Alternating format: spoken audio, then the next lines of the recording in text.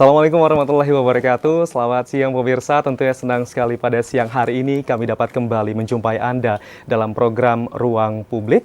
Sebuah program yang kami hadirkan untuk memberikan edukasi dan juga mengangkat nilai-nilai kepublikan. Bagaimana kabar Anda? Teriring doa lewat pertemuan kita pada sore hari ini, pemirsa, semoga Anda selalu dalam keadaan yang prima dan juga tetap semangat untuk menjalankan apapun aktivitas Anda hari ini. Dan pemirsa, memang kita sudah tidak terasa berada pada pertengahan atau di tanggal 15 Ramadan 1445 Hijriah. Dan biasanya mendekati Idul Fitri nanti ada suatu hak yang nanti akan didapatkan baik itu dari perusahaan ataupun dari satuan kerja kepada para pegawainya, yakni yang ditunggu-tunggu adalah gaji ke-13 atau tunjangan hari raya atau THR. Lalu seperti apa realisasi dan juga bagaimana untuk pencairan THR untuk satuan kerja yang ada di Provinsi Jambi? Kami akan membahas lengkapnya selama 1 jam ke depan di Ruang Publik kali ini, dan kami juga telah mengundang 2 orang narasumber yang sudah bergabung di studio TVRI Jambi. Akan saya perkenalkan terlebih dahulu. Narasumber yang pertama adalah Kepala Kantor Wilayah Ditjen Perbendaharaan Provinsi Jambi, Bapak Dr. Andes Burhani, ASMM. Assalamualaikum, selamat sore. Waalaikumsalam, selamat sore Bang Amsol. Iya, Pak Kanwil sehat ya? Alhamdulillah sehat. Alhamdulillah. Aktivitasnya gimana Pak? Kabarnya hari ini kalau saya lihat dari postingan Instagram akun resmi Ditjen Perbendaharaan, ada rapat kesekretariatan seperti itu ya Pak? Betul, jadi kita kebetulan Kanwil Ditjen Perbendaharaan Provinsi Jambi ini juga sebagai Kepala Perwakilan Kementerian Keuangan Provinsi Jambi. Baiklah. Jadi tadi memang ada rapat terkait dengan kesekretariatan perwakilan Kementerian Keuangan. Baiklah, yang pasti aktivitasnya hari ini lancar semua Siap, Pak ya. Terima kasih juga nih Pak sudah meluangkan waktu hadir di TVRI Jambi. Nanti kita akan membahas juga bagaimana proses pencairan THR di Jambi Pak ya. Siap. Baik, terima kasih Pak Kanwil. Selanjutnya di sebelah Pak Kanwil juga kami telah mengundang Kepala Bidang Pembinaan Pelaksanaan Anggaran 1, Bapak Tulus Eko Winarso SEMM. Assalamualaikum, selamat sore Pak. Waalaikumsalam, selamat sore Mas. Ya, sehat Pak Kabid? Alhamdulillah. Alhamdulillah. Kalau Pak Kabid tadi juga ikut rapat atau dari mana Pak? Ada agenda lain Pak? Ikut rapat. Gitu. Ikut rapat Pak ya. Selain rapat, apalagi agenda hari ini Pak? Oh, baru itu aja. Baru itu aja. Termasuk juga datang ke TVRI Jambi Pak ya. Ya. Luar biasa. Terima kasih Pak Tulus sudah bergabung bersama kami, dan pemirsa, nanti kami juga akan mengundang Anda yang ingin bergabung bersama kami. Kita hari ini mengangkat tema THR 2024 cair ya. Anda bisa bergabung bersama kami di 074166385 atau di 0811743333. Baik, saya ke Pak Kanwil dulu. Pak Kanwil, mungkin sebelum kita membahas terkait dengan THR terlebih dahulu, supaya kita juga semakin dekat dengan pemirsa TVRI Jambi dan pemirsa juga mengetahui bagaimana sisi keberadaan dari Ditjen Perbendaharaan Jambi. Sebenarnya apa sih Pak tugas-tugas dari Ditjen Perbendaharaan Jambi dan juga bagaimana keberadaannya di Provinsi Jambi Pak? Ya, baik, terima kasih Bang Amsol. Pemirsa TVRI Jambi yang saya hormati dan saya banggakan, pada sore hari ini kami sengaja datang ke TVRI untuk mengisi ruang publik terkait dengan THR 2024 cair gitu ya. Iya. Nah, mungkin bagi sebagian itu bisa menjadi tanda tanya, tapi bagi yang sudah terima ya memang sudah cair. Memang sudah gitu. cair Pak ya. Sudah di tangan, mungkin udah habis Sudah juga di kali Pak ya. tangan, ya. Sudah mulai dibelanjakan gitu ya. Nah, bagaimana kaitannya dengan kami Ditjen Perbendaharaan ya? Jadi kita Kanwil Ditjen Perbendaharaan Provinsi Jambi adalah unit vertikal dari Kementerian Keuangan, khususnya Direktorat Jenderal Perbendaharaan, yang tersebar di 34 provinsi ya. Walaupun kita sekarang 38 provinsi, tapi baru 34 ada Kanwil, salah satunya Kanwil Jambi. Nah, kami di Kanwil Jambi ini membawahi 5 KPPN yang tersebar di seluruh Provinsi Jambi, yaitu KPPN Jambi sendiri, KPPN Bangko, KPPN Kuala Tungkal, KPPN Muara Bungo, KPPN Sungai Penuh, gitu ya. Nah, tugas kami terkait dengan Ditjen Perbendaharaan tentu saja pada intinya mengelola APBN khususnya dari sisi belanja. Iya. Kalau dari sisi penerimaannya itu ada teman-teman pajak, ada teman-teman bea cukai ya. Tapi dari sisi belanja kami yang mengelolanya termasuklah pencairan THR yang akan kita bahas pada sore hari ini. Jadi kami di daerah, khususnya KPPN, itu adalah sebagai kuasa bun daerah. Nah, yang tugasnya dikoordinasikan oleh Kanwil Ditjen Perbendaharaan. Sebagai kuasa sebagai bendahara umum daerah atau kuasa bendahara umum daerah, kita tahu tugasnya bendahara itu kan menerima, menyimpan, membayarkan, ya kan, membukukan dan mempertanggungjawabkan. Iya. Nah, khusus untuk kita KBPN lebih kepada mulai dari membayarkan, ya. Kalau penerimanya sudah dibukukan secara tersistematis, lalu kemudian mulai dari membayarkan, nanti membukukan, ya, dalam hal ini, dan melaporkan, dan kita ada laporan yang disusun secara bulanan, triwulanan maupun tahunan. Jadi memang ada akuntabilitasnya juga, Pak. Ya, nah ini khusus bagi yang kita kelola itu adalah APBN khususnya yang anggaran pemerintah pusat yang dibayarkan kepada hampir 420 satker lebih yang tersebar di seluruh Provinsi Jambi, termasuk salah satu satker mitra kami adalah TPRI. TPRI ya. Jambi, ya. Nah, kemudian di samping kita membayarkan kepada satker 420 lebih itu, kita juga menyalurkan dana transfer ke pemerintah daerah. Jadi semua anggaran yang ke pemerintah daerah itu semuanya disalurkan dari 5 KPPN kita yang ada di Jambi. Gitu. Oke, baik. Saya ke Pak Tulus ya. Kalau Pak Tulus ini di bidang pembinaan pelaksanaan anggaran 1. Nah, bisa dijelaskan dulu Pak, ini seperti apa pembinaan yang dilakukan? Baik, pertama ya kami menyampaikan juga untuk di Kanwil itu ada 2 bidang ya, bidang PPA 1 dan PPA 2. Kalau PPA 1 itu menyangkut terkait dengan anggaran yang ada di Kementerian Negara Lembaga, instansi vertikal yang ada di Kementerian Negara Lembaga ya. Baik. Sedangkan di PPA 2 ada mengolah anggaran yang terkait dengan transfer ke daerah, TKD. Ya. Nah, jadi kalau yang saya tangani adalah yang terkait dengan belanja KL yang ada di daerah yang untuk instansi vertikal yang ada di Provinsi Jambi keseluruhan. Dan 420-an satker itu. Ya, itu yang kami tangani. Cukup banyak Pak ya. Banyak. Tersebar Pak ya. Tadi kan ada 5 KPPN juga 5 Pak KPPN. ya. Nah, bagaimana Pak fungsi Bapak untuk turut juga mengawasi 5 KPPN ini Pak? Baik. Kami di PPA 1 ya, utamanya untuk sebenarnya untuk membina satuan kerja ya, satuan kerja. Nah, kebetulan satuan kerja itu ada di bawah KPPN yang ada di Provinsi Jambi ini. Jadi tugas kami adalah melakukan pembinaan terkait dengan penyerapan anggarannya ya, kemudian kualitas belanja dari KL itu sendiri ya, otomatis dengan bantuan dari teman-teman di KPPN ya. Ada hal-hal yang memang kita perlu koordinasi dengan KPN itu yang kita lakukan. Biar nggak miskomunikasi Pak ya. Sehingga nanti prosesnya juga berjalan dengan lancar dan tidak ada yang ditunda. Ya Pak ya. Oke. Saya tambahkan sedikit. Boleh, Bang silakan. Jadi di Pak samping Kanwil. apa tadi yang sudah disampaikan oleh Pak Tulus ya, sebagai kantor wilayah Ditjen Perbendaharaan ya beserta jajaran dalam hal ini KPPN, kita juga melaksanakan tugas terkait dengan Regional Chief Economist dan juga terkait dengan Financial Advisor. Ya, di samping tugas yang tadi disampaikan Pak Tulus itu adalah tugas dalam rangka Treasury. Jadi makanya kita mengenal istilah kami itu di Kanwil itu tugas kami dalam rangka TREPA, Treasury, kemudian Regional Economist dan Financial Advisor. Jadi kita singkat TREPA. Nah, tugas baru tersebut merupakan tugas yang dibebankan kepada kami khususnya Regional Chief Economist di Kanwil dan juga tugas sebagai Financial Advisor di KPPN. Baik. Ya, yaitu semua kita lakukan di samping melaksanakan tugas pokok tadi sebagaimana yang dijelaskan Pak Tulus dalam rangka pelaksanaan dari Treasury itu sendiri. Gitu. Kalau untuk tugas-tugasnya apa saja tuh Pak untuk Regional Chief Economist ini Pak? Nah, kalau Regional Chief Economist ini sebenarnya merupakan turunan dari tugasnya Kementerian Keuangan yang ada di pusat yang kemudian diturunkan ke tingkat regional, dalam hal ini seluruh Kementerian Keuangan yang ada di daerah. Jadi di sini merupakan tugas mulai dari perencanaan ya kegiatannya, pengembangan, koordinasi, pemantauan dan juga analisis ekonomi dan keuangan. Ya, di tingkat regional.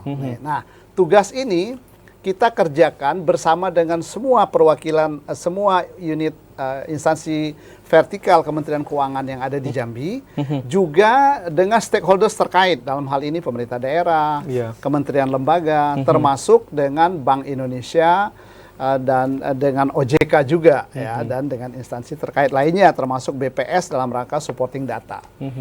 Kemudian dalam pelaksanaannya RCE ini dilaksanakan dengan mengacu kepada 3 pilar, yaitu yang pertama yang namanya KFR ya, kajian fiskal regional, lalu yang kedua yang namanya ALKO regional, Asset Liabilities Committee regional, dan yang ketiga FKPKN, Forum Koordinasi Pengelolaan Keuangan Negara. Nah, tiga pilar ini menjadi satu kesatuan yang kita kerjakan secara bulanan. Baik. Ya, dan kita kerjakan secara bulan.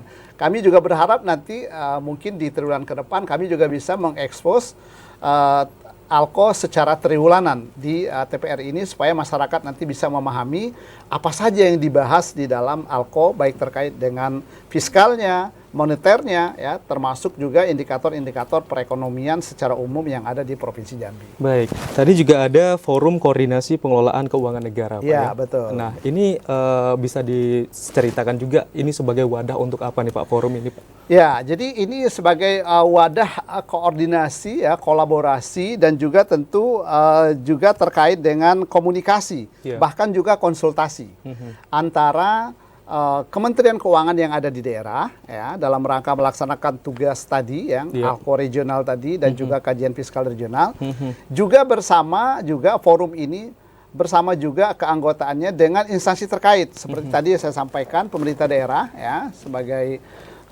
pemilik daerah tentu saja, kemudian Bank Indonesia juga khususnya Bank Indonesia Jambi dan Otoritas Jasa Keuangan Jambi, pihak perbankan juga ya, pihak BPS juga, dan instansi terkait lainnya. Jadi memang wadah koordinasi, komunikasi, kolaborasi, kemudian berbagai kegiatan bisa kita lakukan di sini, konsultasi dan supervisi juga. Penyatuan persepsi juga. Iya, betul. Sharing informasi, penyatuan persepsi, pertukaran data bahkan. Iya. Jadi memang beragam Pak ya untuk tugas dari Ditjen Perbendaharaan ini ya. Betul sekali.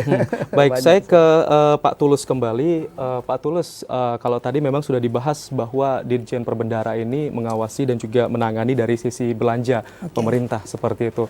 Nah, kalau untuk kinerja APBN 2024 di Provinsi Jambi, mungkin Pak Tulus ada datanya seperti apa Pak?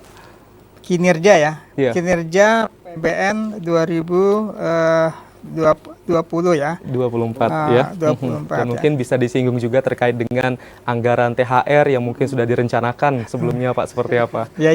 Baik. Saya lihat itu ya. Bentar. Ya, ini. Untuk terkait dengan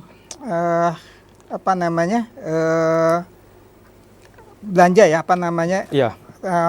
Kinerja Pak. Kinerja belanja ya. Kinerja belanja kalau kita lihat dari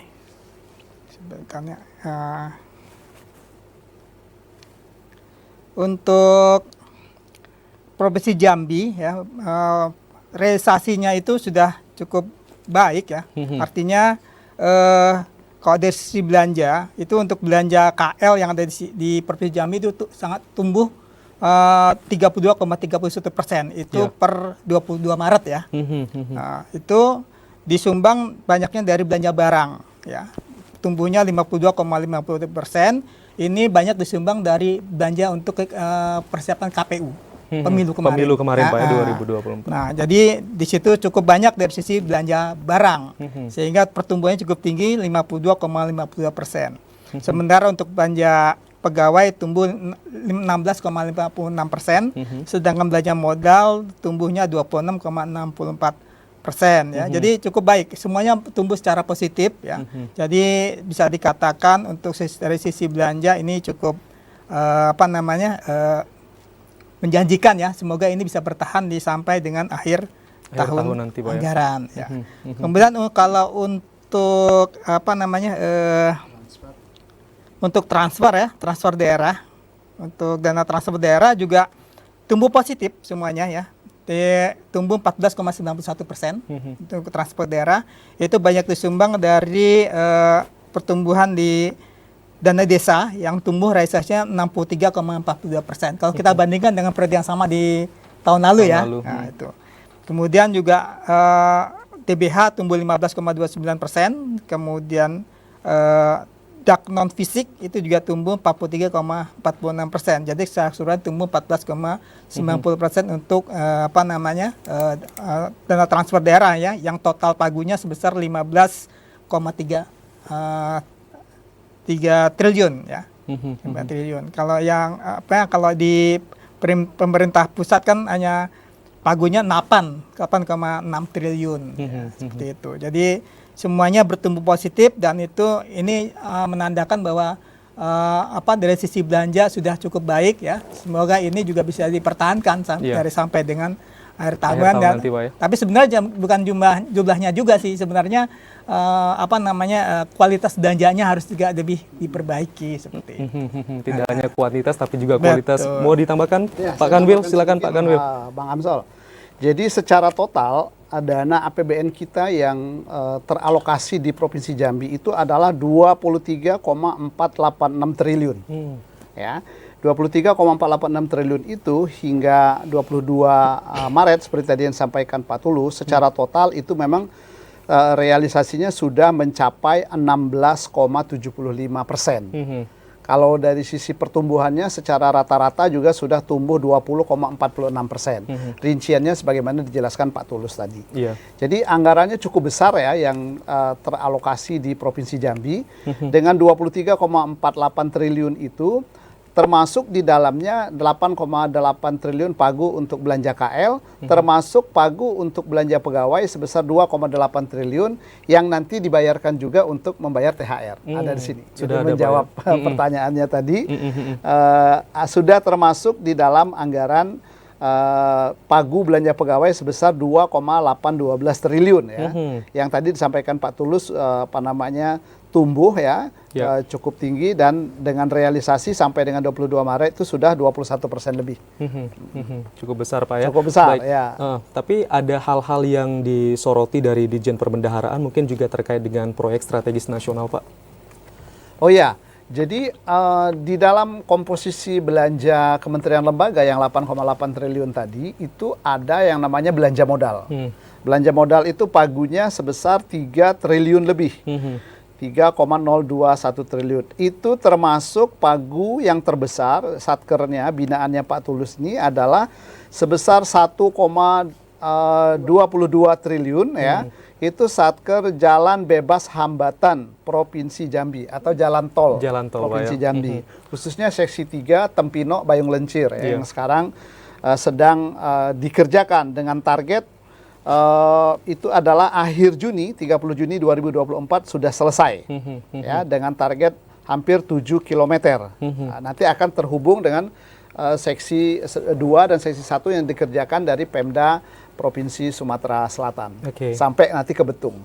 Mudah-mudahan kita di posisi 2024 ini sudah bisa menikmati jalan tol dari Jambi ke Palembang, gitu. Karena Palembang ke Lampung sudah ada tolnya. Lebih memangkas waktu perjalanan lagi Pak ya. Baiklah, nanti kita akan lanjutkan kembali Pak. Kalau tadi memang kita sudah mendapatkan informasi juga bagaimana keberadaan fungsi serta tugas pokok dari Ditjen Perbendaharaan Jambi. Di sesi berikutnya nanti kita akan bahas tuntas kembali terkait dengan tunjangan Hari Raya usai pariwara berikut ini. Tetaplah bersama kami.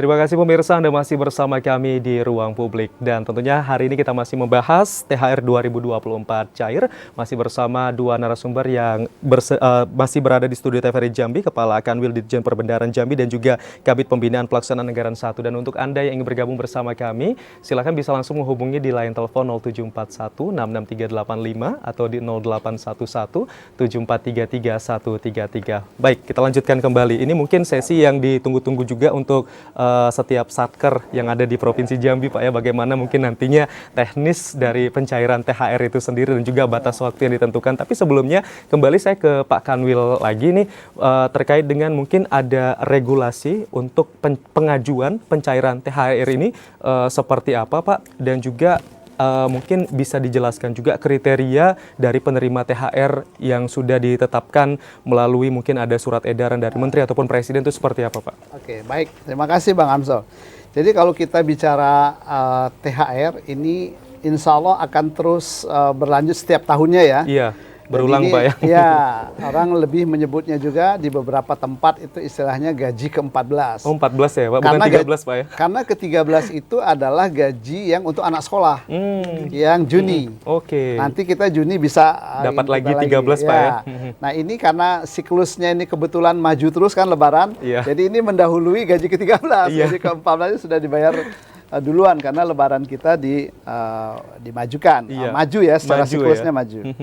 Nah ini diatur dalam Peraturan Pemerintah Nomor 14 Tahun 2024. Baik. Kemudian ditindaklanjuti dengan Peraturan Menteri Keuangan dan kemudian ditindaklanjuti lagi dengan surat edaran atau perintah dari Direktur Jenderal Perbendaharaan melalui nota dinas Iya.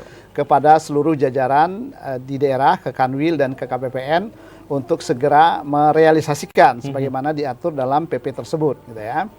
Nah, jadi THR ini adalah tunjangan yang biasanya diberikan menjelang hari raya, Iya. ya, menjelang hari raya. Karena Bukan itu pada diatur. saat hari rayanya Pak ya? Ya, bukan. Kalau sudah saat hari rayanya, dia udah nggak ada waktu untuk belanja lagi. Iya, mungkin itu THR untuk anak-anak yang datang ke rumah Pak ya? justru datang ke rumah buat mereka jajan, gitu kan. Iya. Nah, kalau THR ini sebelum hari raya, bahkan di aturan itu yang saya sebutkan tadi itu bisa dibayarkan paling cepat H-10. Itu paling cepat ya Pak? Dan itu jatuhnya pada 22 Maret kemarin. Hmm. Termasuk pensiunan. Karena itu pensiunan itu sudah mulai dibayarkan mulai 22 Maret. Berarti sudah ada yang ngurus dong Pak untuk pengajuannya dari kemarin ya Pak? Iya, sudah. Jadi kita di Provinsi Jambi ini dengan 5 KPPN tadi itu sudah kita mulai cairkan ya di 22 Maret yang lalu. Nah, siapa saja penerima dari THR ini? Yang pertama aparatur negara mulai dari PNS, calon PNS-nya juga dapat. Oh, dapat juga ya. Kemudian P3K, ya P3K juga dapat. Prajurit, ya TNI tentu saja, anggota Polri, pejabat negara juga, termasuk pensiunan dan penerima pensiun serta penerima tunjangan. Beda ya, kalau pensiunan itu kan pegawainya langsung pensiun, dia jadi pensiunan. Tapi kalau penerima pensiun itu ahli warisnya, ya bisa pensiun istri, bisa pensiun anak, ya duda, janda dan sebagainya. Ya. Kemudian kalau komponennya THR itu bersumber dari APBN yang terdiri dari gaji pokok, gapok ya, kemudian tunjangan keluarga, tunjangan keluarga, lalu tunjangan pangan atau tunjangan beras. Kita kan ada. Kemudian tunjangan jabatan kalau pegawai atau aparatur tersebut menduduki jabatan. Bagaimana kalau tidak menduduki jabatan? Dia dapat tunjangan umum. Nah, jadi yang dihitung tunjangan umumnya. Karena dia tidak ada tunjangan jabatan. Baik.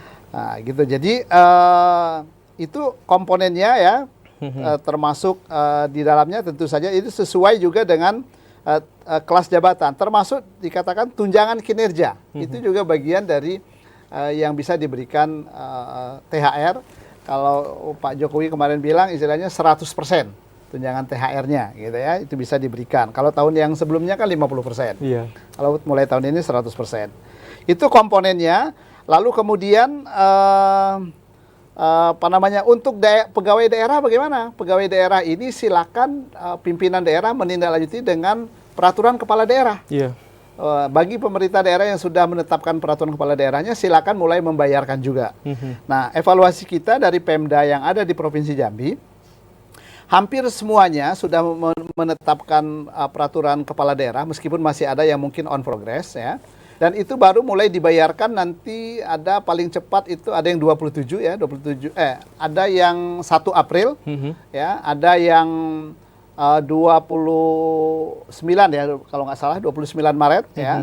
Dan itu tentu diharapkan seperti tadi Mas Amsel bilang kalau bisa dibayarkan sebelum Lebaran. Ya, sebelum Lebaran. Jadi atau dengan kata lain sebelum tanggal 5 lah kalau bisa, karena kan tanggal 5 kita hari kerja terakhir tuh. Sudah mepet banget dengan Lebaran sudah Pak mepet lagi, sudah mepet banget gitu. Nah, itu. Kemudian yang terkait dengan realisasinya tadi disinggung ya. Kalau secara nasional, seperti rilisnya Bu Sri Mulyani kemarin, dari pagu 48,7 triliun itu sudah terrealisasi 13,4 triliun atau untuk 625.112 pegawai, pada 4.722 Satker, itu posisi 24 Maret. Iya. Sedangkan untuk Provinsi Jambi ya sampai dengan 26 Maret tadi pagi ya, itu sudah dicairkan sebesar 113,07 miliar. Ya. Untuk 22.000 personel pada 218 satuan kerja. Dari 400 lebih tadi itu nggak semuanya Satker ada gajinya, gitu kan. Ada yang hanya Satker belanja barang atau belanja modal saja. Tapi kalau mungkin kalau dipersentasekan ada sudah sekitar 60% lah. Ya kita harapkan sampai dengan akhir atau sebelum Lebaran kalau bisa sudah 100% kita salurkan semua ke instansi yang bersangkutan, gitu ya. Berarti gercep juga Pak ya? Gercep lah, harus gercep. Kemudian untuk yang baik, tadi untuk provinsi ya Pak ya? Ya, untuk provinsi tadi ya, dan untuk provinsi Jambi. 218 instansi ataupun satker Pak. Iya, ya. Nah, ini kita proyeksikan juga secara keseluruhan ya, estimasi secara keseluruhan ya. Kalau tadi kan realisasi yang saya sampaikan ya. Estimasi secara keseluruhan nantinya itu untuk penerima itu sekitar 64.155 personil ya. Pada 12.162 personil pusat dengan pagu sekitar 57 M dan 55.366 personil daerah dengan pagu sekitar 293 miliar. Sehingga secara total itu diperkirakan nanti THR di Provinsi Jambi ini ada di sekitar 350 miliar lebih. Iya, baik. Nah, itu. Saya ke Pak Tulus nih, Pak Tulus. Ya. Kalau tadi kan sudah dikatakan oleh Pak Kanwil ini sudah sekitar 60% nih Pak ya, yang sudah terrealisasi untuk Provinsi Jambi, dan itu artinya masih ada sekitar 40% lagi nih Pak Satker yang belum mengajukan pencairan THR ini. Nah, apa upaya yang dilakukan Pak supaya Satker ini juga mengetahui bahwa memang ada batas waktu yang sudah ditentukan untuk proses pencairan ini Pak? Baik, terima kasih. Mungkin sebelumnya saya update dulu ya data terakhir ya, data yang baru saya tarik tadi siang ini. Itu untuk THR yang belum hanya 15,57%. Artinya sudah 80. Iya, maju lagi Pak ya. Iya. Nah, cepat berarti hari ini lumayan gercep ya Pak. Nah, jadi yang sudah tersalurkan adalah untuk rasionya untuk 24.690 personil ya, personil dengan jumlah nilai 124 miliar ya. Jadi memang rasionya sudah tinggi, jadi udah sekitar 84% ya. Jadi hanya tinggal 15,57% ya. Itu saya rasa mungkin nggak sampai bulan April udah selesai ini. Udah selesai Pak ya. Jadi artinya sudah cukup baik, artinya kita juga terus berkoordinasi dengan KPPN agar mempercepat ini ya, semuanya bisa terrelasi dengan baik sehingga sebelum Lebaran, sebelum Hari Raya itu sudah dicairkan semuanya. Gitu ya. Jadi saya optimis ini bisa dapat disalurkan 100%. Untuk KL ya, tapi untuk Pemda kita tadi seperti katakan Pak Anwil itu masih ya tentatif karena mereka tergantung dengan masih ada perdanya dulu. Iya.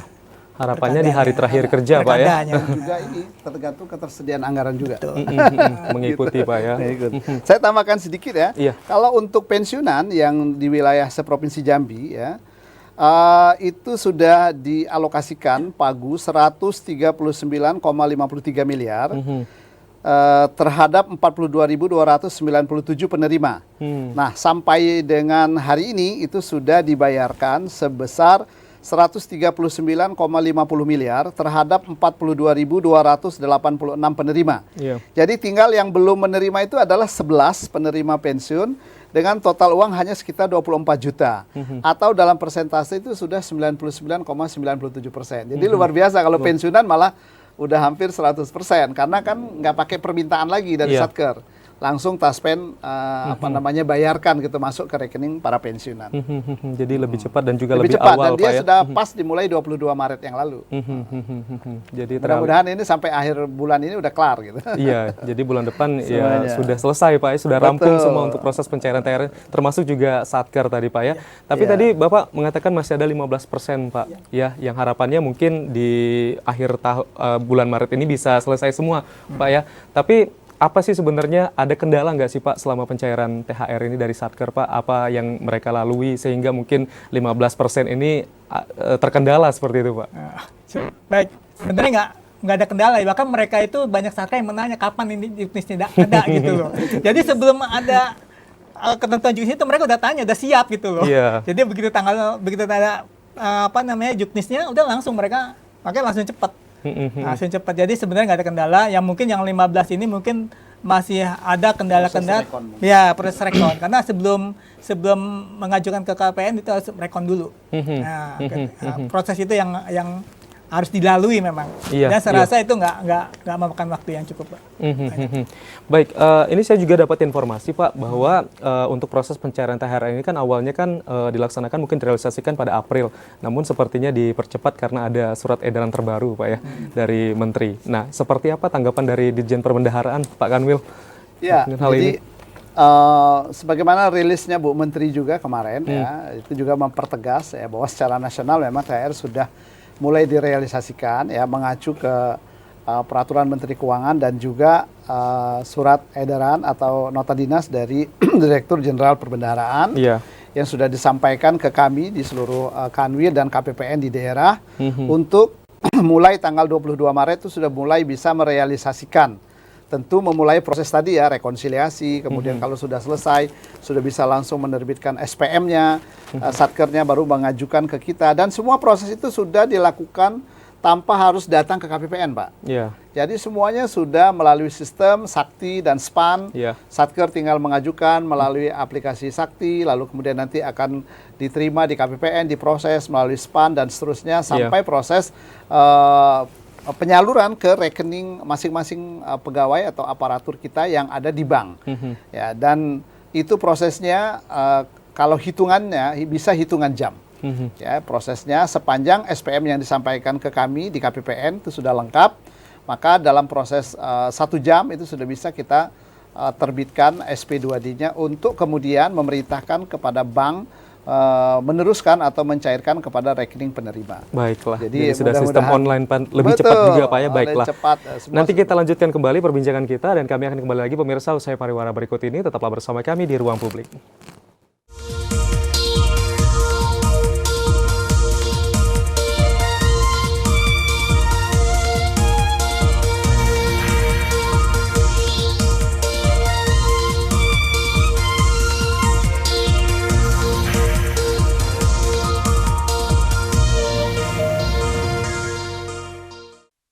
Terima kasih pemirsa, Anda masih bersama kami dalam program Ruang Publik dan kita masih membahas THR 2024 cair. Tadi memang sudah dibahas bahwa untuk realisasi pencairan ini pemirsa tinggal 15% lagi nih satuan kerja yang belum melakukan pengajuan pencairan THR untuk tahun 2024 ini. Baik, untuk Anda yang ingin bergabung bersama kami pemirsa silakan Anda bisa menghubungi di 0741663385 atau di 0811743333. Kita lanjutkan kembali perbincangan kami. Sekarang saya ke Pak Tulus kembali nih Pak Tulus untuk nah sepertinya sudah ada penelpon yang bergabung nih Pak Tulus. Kita akan sapa terlebih dahulu penelpon yang sudah bergabung. Halo, selamat sore. Selamat sore. Iya, selamat sore Pak Yudi. Sehat Pak Yudi? Ya, selamat sore. Amsol. Iya, bagaimana sehat Pak Yudi? Lancar puasanya? Ya. Jadi kalau puasa kita ini sebenarnya sudah di puncaknya nih. Iya. Tinggal kita akan mungkin menurun ya. Iya, betul. Yang penting keimanan kita tetap kuat ya Pak Yudi ya. Baik, Pak Yudi apa yang mau disampaikan Pak? Silakan.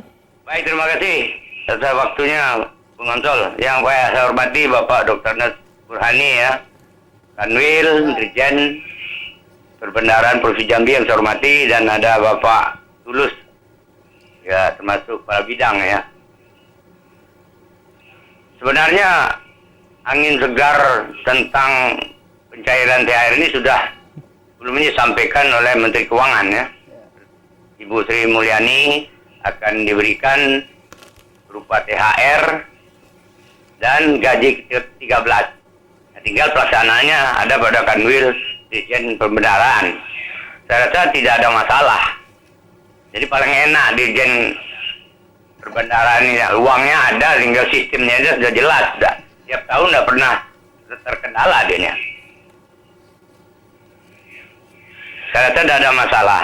Tapi pertanyaan saya di sini, apa sebenarnya hubungan Ditjen Perbendaharaan Negara Provinsi Jambi ini dan seluruh Indonesia dengan perusahaan-perusahaan BUMD atau BUMN atau perusahaan lainnya ada pemberian THR-nya. Itu hubungan kerjanya. Yang nggak nakal ini kan perusahaan, Pak. Kalau pegawai negeri patuh semua pasti lancar itu. Tapi kalau perusahaan itu memang sering macet dia. Makanya saya mau menanyakan sanksinya kan etis di sini. Harusnya di apa namanya itu Depnatern ya. Di situ harusnya saya bertanya. Nah, kalau pengalaman saya waktu di PDAM dulu, Pak, karena tunjangan THR ini dia tidak melekat. Dia tidak melekat. Jadi hanya diberikan sesaat pada saat mau menjelang Lebaran. Nah, makanya kami di perusahaan itu mengambil kebijakan bahwa THR ini, tunjangan hari raya ini lebih besar pegawai yang kecil daripada pejabat yang di atas. Karena pejabat masa dia beli lontong di situlah, beli gula, beli kue-kue, dia kan sudah banyak penghasilannya. Sementara pegawai kecil ini yang diangkat apa namanya kesejahteraannya, sehingga THR lebih besar daripada direktur. Itu kebijakan dari perusahaan. Nah, kembali ke pertanyaan saya tadi, apa hubungannya THR dengan gaji 13 ini? Bagaimana proses pencairannya? Terima kasih. Mohon maaf, selamat menunaikan ibadah puasa. Mudah-mudahan kita sampai di maghrib nanti. Amin. Amin. Terima kasih. Wassalamualaikum warahmatullahi wabarakatuh. Waalaikumsalam warahmatullahi wabarakatuh. Terima kasih, Pak. Mungkin tadi pertanyaan dari Pak Yudi adalah bagaimana korelasi ataupun hubungan antara Ditjen PB dengan pembayaran THR juga di perusahaan atau di BUMD atau BUMN. Mungkin dari Pak Kanwil dulu, silakan, Pak. Baik, terima kasih Bang Amsol. Terima kasih Pak Yudi yang sudah mewakili pemirsa tadi ya, sudah menanyakan terkait dengan bagaimana hubungannya antara kita Ditjen Perbendaharaan yang ada di daerah di seluruh Indonesia ini dengan THR yang dibayarkan oleh perusahaan-perusahaan katakanlah atau BUMN dan BUMD. Ya. Secara keuangan negara ya kita tetap sama-sama di dalam rangka keuangan negara ya, khususnya BUMN ya, BUMD. Tetapi kalau kita bicara hubungan langsungnya itu tidak ada ya. Karena kami tidak mengatur, dalam hal ini Kementerian Keuangan tidak mengatur terkait dengan gaji ke-13-nya swasta. Itu diatur oleh Kementerian Tenaga Kerja. Kalau kita ikuti di pemberitaan ya, diatur oleh Kementerian Tenaga Kerja, dan juga itu sudah ditegaskan juga oleh Menteri Tenaga Kerja harus dibayarkan sebelum Lebaran gitu ya. Bahkan bisa jadi H-5 kah atau H-10 seperti halnya kita misalnya di ASN gitu ya. Tetapi tentu saja kita lebih kepada tanggung jawab moral. Kalau itu BUMD ya, mungkin kalau belum dibayarkan kita bisa komunikasi juga dengan pimpinan daerahnya. Kami bisa melakukan komunikasi melalui forum koordinasi pengelolaan keuangan negara tadi. FKPKN, kami bisa koordinasi dengan pimpinan daerah, dengan sekretaris daerah atau mungkin kepala BPKAD-nya atau kepala BPKPD-nya, atau mungkin dengan BUMD yang bersangkutan gitu ya, untuk menanyakan paling tidak ya, atau mendorong supaya bisa segera dibayarkan. Tapi kalau untuk swasta kita sama sekali terlepas ya, karena memang itu domainnya Kementerian Tenaga Kerja. Nah, kemudian tadi di akhir pertanyaannya juga, entah salah bertanya atau apa tadi Pak Yudi ya, hubungannya dengan gaji ke-13 gitu THR. Nah, kalau THR ini ya mungkin secara ininya dibayarkan berdasarkan gaji Maret ya. Jadi dasar perhitungannya itu adalah gaji Maret. Sementara kalau gaji ke-13 nanti itu dasar perhitungannya sebagaimana PP 14 tadi itu adalah gaji Juni.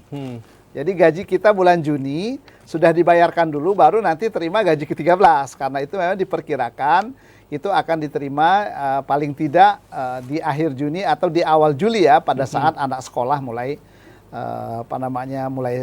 mulai libur dan mulai akan sekolah kembali. Karena hakikatnya gaji ke-13 untuk anak sekolah. Kalau gaji ke-14 atau THR ini memang untuk lebaran. Gitu, ya. Dan juga situasional juga Pak ya, mengikuti jadwal lebarannya juga. Iya, betul. Jadi porsinya memang mengikuti gaji di bulan sebelum lebaran itu Pak ya. Betul. Begitu juga dengan sekolah tadi, gaji sekolah ke-13. Tadi, betul. Baik. Kalau gaji ke-13 sampai rata-rata mengikuti gaji Juni. Karena sekolah itu asumsinya dimulai dari Juli, gitu, Juli dan seterusnya.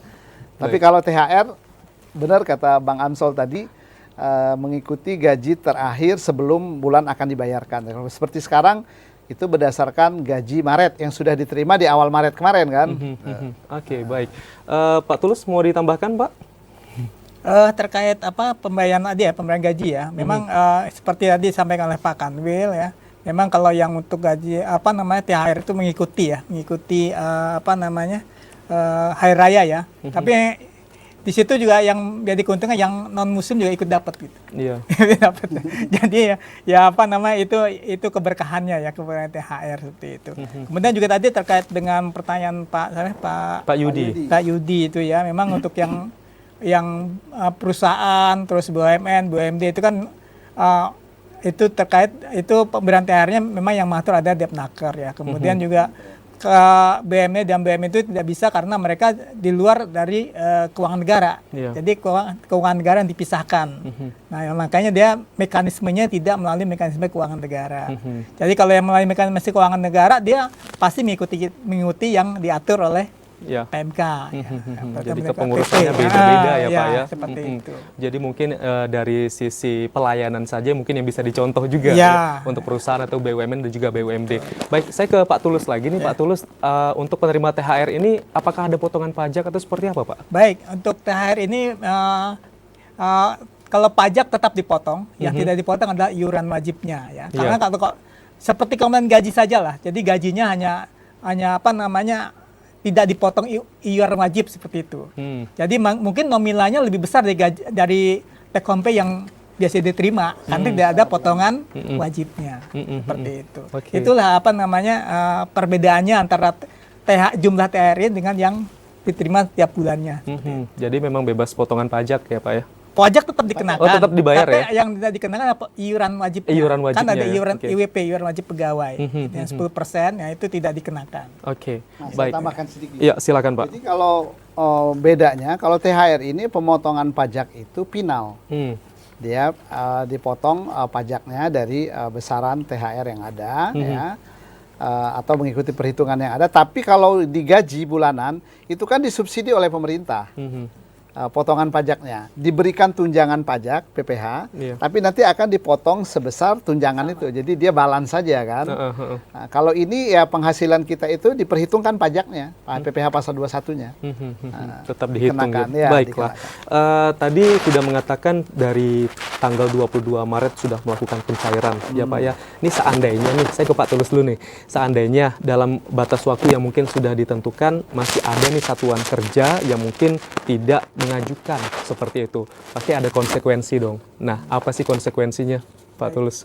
Jadi untuk THR ini ya, kita di KPPN tuh membuka layanan 7 hari 24 jam ya. Jadi artinya Sabtu Minggu pun kita buka. Tetap buka Pak ya? Pelayanan. Dari jam berapa sampai jam berapa Pak? Betul. Dibuka itu tergantung izin ya. Biasanya Sabtu Minggu itu sesuai dengan jam kerjanya, jam 8 sampai jam 15. Itu mereka buka pelayanan ya. Jadi sebenarnya sih dari sisi waktu ya mereka diberi keleluasaan seperti itu kan. Kemudian juga terkait yang tidak mengajukan THR ya. Itu sebenarnya nggak ada sanksi, cuman tetap itu merupakan hak mereka dan itu bisa dibayarkan setelah hari raya pun bisa. Gitu. Walaupun mereka telat, berarti setelah hari raya, setelah liburan berarti boleh itu dibayarkan Pak ya? Masih merupakan hak mereka. Nggak ada sanksi. Nggak ada sanksi. Tapi kasihan juga yang nggak nerima Pak ya semua hari raya Pak ya. Jadi setelah hari raya. Nah, jadi tunjangan setelah hari raya. Iya, bukan hari rayanya Pak ya. Tapi ada warning nggak sih Pak untuk satkernya Pak? Oh, kalau kita selalu warning, kita warning. Terutama kita minta bantuan KPPN ya karena kan itu wilayahnya KPPN yang nantinya akan satker itu mengajukan pencarian ke KPPN kan. Kita berkoordinasi ke KPPN supaya satker yang belum ini segera mengajukan. Iya. Kalau untuk kesiapan dari jajarannya sendiri Pak seperti apa? Kalau kesiapan saya yakin KPPN itu telah siap dengan semuanya ya. Artinya dari CSDM, IT gitu ya. kemudian juga integritas mereka, artinya walaupun hari libur pun mereka siap untuk melakukan pekerjaan itu. Gitu. Oke, berarti selalu standby juga untuk jajaran DJPB, terutama untuk KPPN ini Pak ya, di kantornya masing-masing untuk memberikan pelayanan kepada satuan kerja. Baik, saya ke Pak Kanwil kembali. Pak Kanwil mungkin bisa menjelaskan juga bagaimana dampak dari pembayaran THR ini untuk perekonomian yang ada di Provinsi Jambi Pak, seperti apa Pak? Baik, terima kasih Bang Amsol. Jadi mungkin saya sedikit akan sampaikan bagaimana sekilas ya makroekonomi kita di Provinsi Jambi sebelum nanti kita melihat dampaknya. Pertumbuhan ekonomi kita sampai dengan triwulan keempat 2023 itu sebesar 4,03% ya, years on years. Dan untuk nanti di triwulan pertama ini tentu akan dirilis di bulan paling tidak mungkin paling cepat akan di bulan April atau bulan Mei ya, pertumbuhan ekonominya. Kemudian inflasi kita di bulan Februari itu 3,15% years on years-nya. Kemudian 0,24% month to month-nya ya, bulan per bulannya, dan 0,92% itu years to date-nya ya, days to date-nya. Kemudian untuk kinerja ekspor kita yang juga bagian dari perekonomian kita di Jambi, ekspor Jambi itu per Februari itu sebesar 102,76 juta US dollar. Sementara untuk kinerja impornya itu memang jauh di bawah ya, hanya 3,02 juta US dollar. Nah, bagaimana dengan dampak pembayaran THR ini? Tentu yang pertama kita berharap karena kan tunjangan hari raya ini kan pada intinya juga memberikan penguatan daya beli ya kepada aparatur sipil negara khususnya menjelang hari raya. Kita tahu biasanya setiap akan ada hari-hari besar keagamaan tuh harga bahan pokok dan harga berbagai selalu naik ya. Jarang yang kita dengar turun ya kan. Nah, karena itulah pemerintah dengan kebijakan THR ini memberikan penguatan daya beli ya untuk nanti bisa tetap bisa berbelanja. Jadi tentu harapannya pertama, meskipun ini anggaran kita gelontorkan, kita realisasikan, tetapi tentu kita harapkan uang itu kemudian dibelanjakan oleh penerima THR ini supaya menggerakkan sektor real ya. Dan itu berarti nanti akan menggerakkan perekonomian kita secara keseluruhan pasti. Siklusnya berputar lagi. Jadi begitu uangnya ada, dapur ngebul, istilahnya belanja ke pasar, yang penyedia barang dan jasa di pasar juga akan terus bergerak, semuanya sektor real kita akan bergerak. Nah, tentu saja kita harapkan nanti setelah Maret ya kita akan lihat pertumbuhan perekonomian kita itu pasti akan meningkat cukup signifikan lah dengan adanya pembayaran THR ini. Gitu. Jadi berdampak juga untuk masyarakat juga Pak ya. Baik, pasti itu nanti kita akan lanjutkan kembali perbincangan kita. Kami akan kembali lagi saudara usai pariwara berikut ini. Tetaplah bersama kami di Ruang Publik.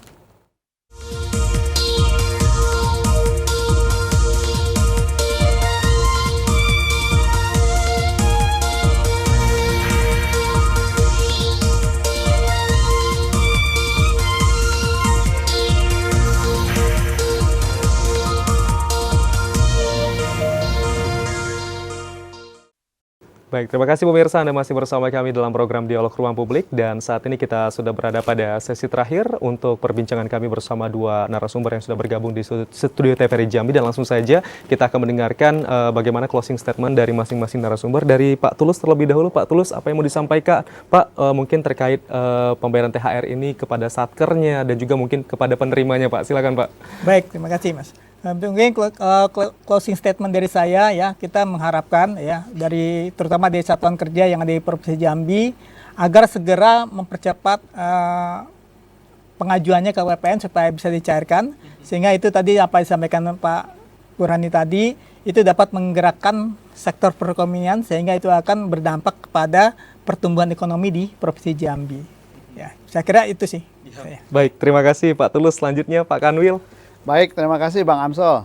Jadi melengkapi apa yang disampaikan Pak Tulus tadi ya, memang tadi disampaikan masih ada 15% satuan kerja kita yang belum merealisasikan THR ini. Kami yakin ini sedang berproses dan mudah-mudahan kita harapkan sebelum akhir bulan ini atau paling lambat di awal April semua THR-nya itu sudah kita cairkan.